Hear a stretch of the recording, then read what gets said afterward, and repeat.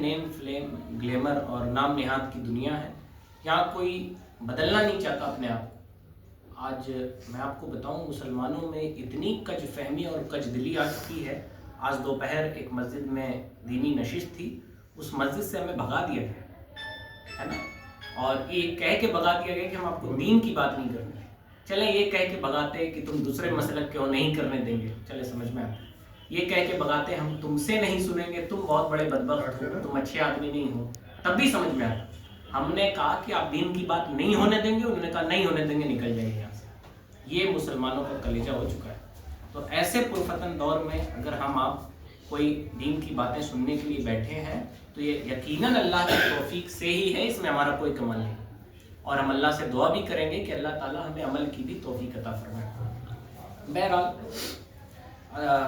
دنیا میں آج کہا جاتا ہے کہ پیٹ کی لڑائی ہے, اور مسلمان بھی سمجھتے ہیں کہ جناب لڑائی پیٹ کی ہی ہے نا. ہر انسان پیسہ کمانے کے پیچھے دوڑ رہا ہے, ہر انسان چار روٹی کے لیے پریشان ہے, اور ہر انسان یہ وہ دائیں بائیں کر رہا ہے. لیکن آپ اجتماعی طور پر ساری دنیا کے حالات پر نگاہ کریں گے تو لڑائی پیٹ کی نہیں, لڑائی اپنے شناخت کی ہے. ورنہ مسلمان مخالف کے نام سے پہچانی جانے والی حکومت مسلمانوں کو راشن کیوں دیتی؟ آپ نے سوچا کبھی؟ وہ یہ نہیں چاہتے کہ آپ بھوکے پیٹ مر جائیں, وہ یہ چاہتے ہیں کہ آپ بے ایمان ہو کے مر جائیں. وہ یہ چاہتے ہیں آپ اپنے دین سے منحرف ہو کے مر جائیں. کافر کبھی یہ نہیں چاہتا کہ وہ آپ کو مار ڈالے, بھوکا پیٹ مار ڈالے, آپ کے پاس گھر نہ ہو. وہ تو ڈر, یہ سب ذریعہ ہوتے ہیں دین سے منحرف کرنے کے, کہ مسلمانوں کے گھر توڑے جاتے ہیں, مسلمانوں کی مسجدیں توڑی جاتی ہیں, ان کے قبرستان توڑے جاتے ہیں, تاکہ ان کے خوف اور خشیت کی بنیاد پر ہم اپنے مذہب سے پھر جائیں. بہت لوگ آپ کو یہ باتیں کہتے نظر آتے ہوں گے کہ اب وہ دور نہیں رہ گیا ہے کہ دین پہ عمل کیا جائے, اب وہ دور نہیں رہ گیا ہے کہ ٹوپی داڑھی رکھی جائے, کرتا پاجامہ پہنا جائے. لوگ تو ہم لوگوں کو مشورہ دیتے ہیں کہ جناب جب ٹرین وغیرہ کا سفر کیجئے تو جینس پینٹ پہن کے کیا کیجئے, ہے نا. لیکن لڑائی پیٹ کی نہیں ہے, لڑائی شناخت کی ہے. لڑائی اس بات کی ہے کہ ہم اپنے ایمان پر استقامت سے کتنا بیٹھتے ہیں, ہم اپنے دین پر استحکام کے ساتھ قائم کتنے ہیں. اور یہ بھی جان لیجیے دین اسلام اس وقت آپ سے خون نہیں مانگ رہا, اور یقیناً آپ کا خون رائے گا چلا جائے. آپ گئے, آپ کسی کے مخالفت میں آپ روڈوں پر جائیں گے اور آپ کو گولیاں مار دی جائیں گی تو اس سے کوئی بدلاؤ نہیں آنے والا. یہ زمانہ آپ سے دین پر استقامت چاہتا ہے, اور یہ چاہتا ہے کہ آپ مضبوطی کے ساتھ اپنے دین کی طرف پلٹ جائیں, اور یہی بات انہیں تکلیف دیتی ہے.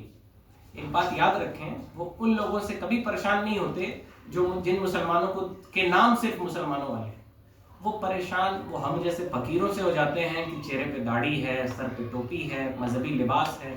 ان کی دشمنی جو ہے وہ ہم جیسے لوگوں سے ہے, یعنی وہ چاہتے نہیں کہ آپ مسلمان رہ کے زندگی بتائیں. تو اس زمانے میں جو لڑائی, جو چیلنج ہے, وہ اپنے مذہب پر استقامت کے ساتھ قائم رہنا ہے. باطل قومیں آپ کو بھوکا نہیں رکھنا چاہتی, باطل قومیں آپ کو بے گھر نہیں کرنا چاہتی ہیں, باطل قومیں آپ کو غریب بھی نہیں دیکھنا چاہتی ہیں, باطل قومیں آپ کو بے ایمان دیکھنا چاہتی ہیں. وہ آپ کو اپنے دین سے منحرف ہو جانے والا دیکھنا چاہتی ہیں. اب ہمارا یہ تقاضا, اور یہ سوجھ بوجھ کی بات ہے, کوئی بہت جذبات میں آ کے نیتا لوگ کہتے ہیں نا اب تو ہمیں روڈوں پہ ہونا چاہیے, اب تو ہمیں گولیاں کھانی چاہیے, اپنے سر کٹوا دینے چاہیے. یہ بہت جذبات کی بات ہے نا.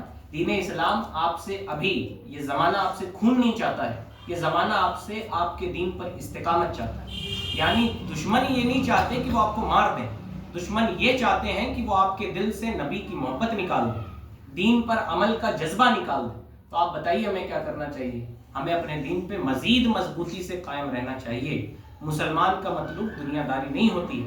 ہم سے ہمارے گھر کیوں چھینے جاتے ہیں؟ اس وجہ سے نہیں چھینے جاتے صاحب کہ ہم بہت امیر ہیں, ہم ان کے خلاف. کوئی مسلمان اس حیثیت میں ہے کہ ان کے خلاف چناؤ لڑ سکے؟ کوئی نہیں.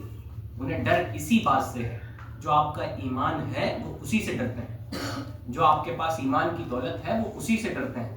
اور ہمیں ضرورت ہے کہ ہم اس دولت کو مزید نکھار پیدا کریں, اس دولت میں ہم اپنے ایمان کی مزید حفاظت کرنے کی فکر کریں. ہم اللہ رسول سے اپنے رشتے کو اور مضبوط کریں. اور اللہ رسول سے رشتے مضبوط اس طرح نہیں ہوتے کہ ہم جمعے نمازیں پڑھیں, ہے نا. اپنے رب کے ساتھ ہمیشہ مخلص رہیے, اخلاص کے ساتھ اپنے رب کے ساتھ اپنا رشتہ نبھائیے. اخلاص کا مطلب یہ ہوتا ہے کہ کبھی کبھی ہم مولانا صاحب کے سامنے टोपी पहन के चले जाते हैं, है ना, नहा धो के चले जाते हैं, लेकिन जब हम तन्हाई में पाकी इख्तियार करते हैं तो इसे कहते हैं इखलास के साथ अल्लाह से रिश्ता मजबूत करना। मसलन भाई मैं रूमी भाई के सामने आऊँगा, आपके सामने आऊँगा, तो ऐसा तो है नहीं कि आपके सामने पिक्चरें देखूंगा, आपके सामने गालियाँ दूंगा, कभी नहीं दूंगा। लेकिन अच्छा आदमी कौन है? जिसका रिश्ता लोगों से अच्छा नहीं है। अब रूमी भाई हमें अच्छा कह देंगे तो हम अच्छा थोड़ी हो जाएंगे। पता नहीं मेरी तनाइयाँ कैसी है, पता नहीं मेरे दिन रात कैसे गुजर रहे हैं, पता नहीं कितने गुनाह मुझसे सरजद होते हैं। अच्छा तो वो है जिसे जो अल्लाह की बारगाह में मकबूल है। अच्छा वो है जिसे रसूल अलैहि सलाम की तालीमात के पैराए में जो अच्छा नजर आता है, वो अच्छा हकीकी पैमाने पे। मतलब ये अल्लाह के साथ रिश्ते इखलास को मजबूत कीजिए। मतलब जब कोई ना भी देखने वाला हो तब भी बुरे काम मत कीजिए, और इस यकीन को पुख्ता कीजिए कि आपका रब आपको देख रहा है। इसे कहते हैं इखलास के साथ अपने रब के साथ अपने रिश्ते को मजबूत करना, है ना। जब आपका भाई नहीं होता है तो पीठ पीछे भी आप बुराई नहीं करते, इसे कहते हैं इखलास के साथ। क्यों नहीं करते? रहमत भाई नहीं है, मैं रूमी भाई से 4 बुराइयां कर लूं, है ना। लेकिन अगर मैं ना करूं तो किसके खौफ से ना करूं? रहमत भाई तो वहां है नहीं। एक ही खौफ मुझे उस बुराई से रोक सकता है, वो रब का खौफ है खुदा। और खौफ खुदा ऐसी अजीम नेमत है, एक दो नहीं, दुनिया की तमाम बुराइयों से आपको रोक सकता है। और खशियत होनी ऐसी चाहिए जैसे हजरत अबू बकर की खशियत थी, होनी ऐसी चाहिए जैसे हजरत उमर की खशियत थी। फरमाया करते थे कि काश मैं एक चिड़िया होता और एक डाल से दूसरे डाल की तरफ जाता और रब मुझसे कोई हिसाब भी ना लेता। जनाब इंसान अल्लाह ने बनाया है तो ये उसकी बहुत बड़ी नेमत है।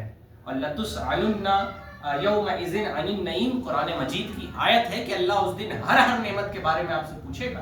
तो इतराते मत फिरिए कि आप बहुत खूबसूरत पैदा किए गए हैं। आप इतराते मत फिरिए कि आपके सर पर छत है। आप हम इतराते ना फिरें कि हमारे दस्तरखान पे अच्छी लजीज ग़िज़ाएं हैं, बल्कि हमें तो अल्लाह से डरना चाहिए, इतराना नहीं चाहिए। हमें अल्लाह से डरना चाहिए कि ये जो जिस्म पर बेहतरीन लिबास है, रब इसका भी हिसाब लेने वाला है कि ये लिबास पहन के हमने बुराइयां की हैं कि अच्छाइयां की हैं। अगर बेहतरीन घर हमारे पास है, बेहतरीन बिस्तर हमारे पास है, तो अल्लाह ताला क़यामत के दिन हमसे पूछने वाला है कि उस बिस्तर ने कहीं तुम्हें गाफिल तो नहीं कर दिया था। और यकीनन वो टाट की टूटी हुई चटाई बेहतर है उस बिस्तर से जिस बिस्तर पे लेट कर आप अल्लाह की नाफरमानियां करते हैं।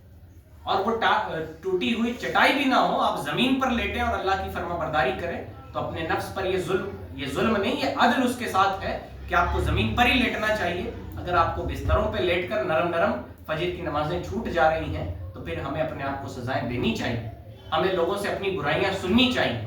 और ये मुजाहिदे का हिस्सा होता है अल्लाह से कुर्ब होने। अब रहमत भाई मुझे गालियां दें, रूमी भाई मुझे बुरा भला कहें, तो आपको ये लगेगा कि मेरी बेइज्जती हो रही। हकीकत में मखलूक से तकलीफ सहना ये रब की बारगाह में मकबूल हो रही। मखलूक की तरफ से जितनी तकलीफें आपको दी जाएंगी अल्लाह की बारगाह में आप उतने मकबूल हो जाएंगे। तो नतीजा क्या निकला कि जब हमारे इस्लामी भाइयों की तरफ से हमें तकलीफ दी जाए तो हम उनके दुश्मन ना बने, हम उनकी मुखालफत ना करें। होता क्या है कि भाई ने भाई को बुरा कह दिया तो जिंदगी भर मुलाकात नहीं होती, बल्कि मैंने देखा तो यहाँ तक है कि एक बेटे, माँ की तबीयत खराब थी, माँ ने कहा बेटे को बुला दो, तो उस बेटे का जवाब ये था, इस जमाने में जिंदा है वो बेटा, माँ मर गई।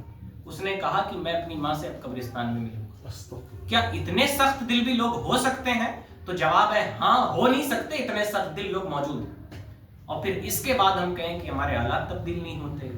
आप चाहते हैं कि सियासत में आपकी हिस्सेदारी होनी चाहिए, जनाब सबसे पहला काम ये कि सियासत में हिस्सेदारी बाद में कीजिएगा, पहले अपने ईमान को पुख्ता कीजिए। जिस ईमान से वो डरते हैं, जिस ईमान से उनके चोले हिल जाते हैं, वो ईमानी हमारे पास कमजोर हो गया। हमारा ईमान, हमारा भरोसा रब पे कमजोर हो गया है, हमारा रिश्ता अल्लाह के साथ कमजोर हो गया है। इसकी बहुत सारी मिसालें हैं कि आज हम 5 वक्ता नमाजी नहीं है, ये सब इंडिकेशन है ना। और नमाजी हो जाना भी रब से रिश्ता मजबूत होने की दलील नहीं है, जब तक आप अपने रब के लिए नमाजें नहीं पढ़ते, है ना। नमाजें छूट जाने पे, भाई आपको मालूम नबी अलैहिस्सलाम की भी एक वक्त की नमाज कज़ा हुई थी।